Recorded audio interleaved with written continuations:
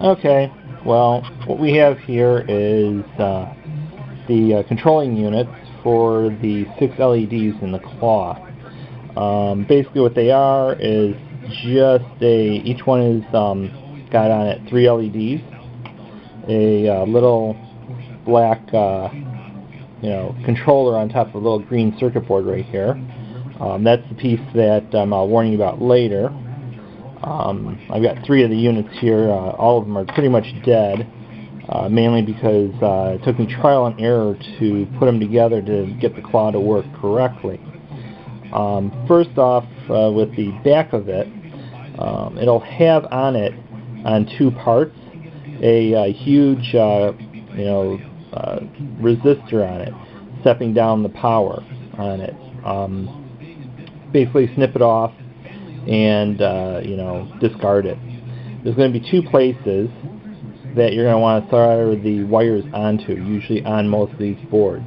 Playing around with a small like 5-volt connection and basically tripping out a power supply for a computer using a tester unit on the 20-pin connector, you can turn around and hook in one of these little guys.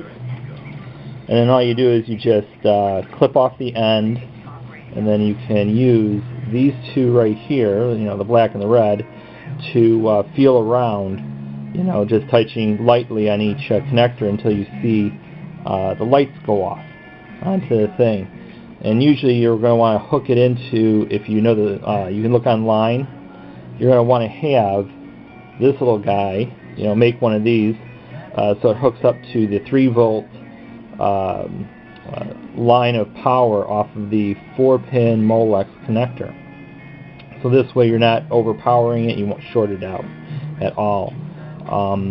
This way, you'll have a tester, it'll be going onto this stuff, and you're not using it in your direct computer. Once again, you'll be using a power supply testing unit, which hooks into the 20-pin or 24-pin connector for your specific power supply, and then hooking this wire, once you make one, out of the 4-pin connector, hooking it through the 3-volt line, and using one of these, and then clipping off the end. Then you'll be able to play around and find out which one's which.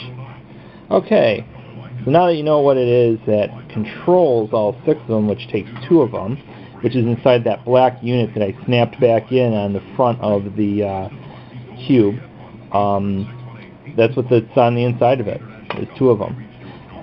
What you do is you remove the LEDs, the 3 of them that are on the center of the board, and you take those off, and then what you're going to do is make sure you clean out the holes and then resolder in the wires off of it. So this way, as you can see, I did that here on this one. It's got what do you call it? It would have 6 wires coming out. You have to be able to find out which one is the red wire and the black, which is positive and negative.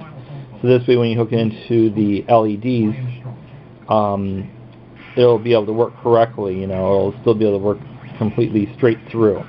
So basically, all you're doing is you're just using the circuit board, getting rid of the LEDs, replacing them with the connectors to be able to have the LED somewhere else on inside your machine. And then you just put inside of a project box that you can get from an electronics store. You put them inside, make sure it's the right size so it'll fit both of them, and then you'll be okay. On mine, I used mine to mount them inside the box and using spacers. The spacers and the bolts to bolt it into the box, and you can see on the back of the box I showed you, it'll have 4 prongs that hooked in the front of my box, but then there's an additional 4 little screws that don't point out, you only see the heads, which go on the inside. So what happens is these guys, they go inside the box, rest down on top of the Teflon screws or plastic screws or nylon screws, because they're not going to carry a charge just in case of anything touches. And then you can screw them down on each side, or you can just hot glue them because they're in there for good, in my opinion. I rebuilt mine because, once again, I'm coming back to this, these little guys right here, and the Chinese are great at doing this. They engineer obsolescence into all their products. So this way, you have it for about a year or so, and usually the Chinese stuff, it breaks, it craps out, it just dies. They build it so this way a year later, oh well, you have to go, and since you like the item you had, you go out and you rebuy another one. So this guy here, he usually dies within a year and a half, because mine on Cube, they went about a year and 3 months, so that's a good average. Now you're wondering, where do you get these little guys? How do you get these little guys?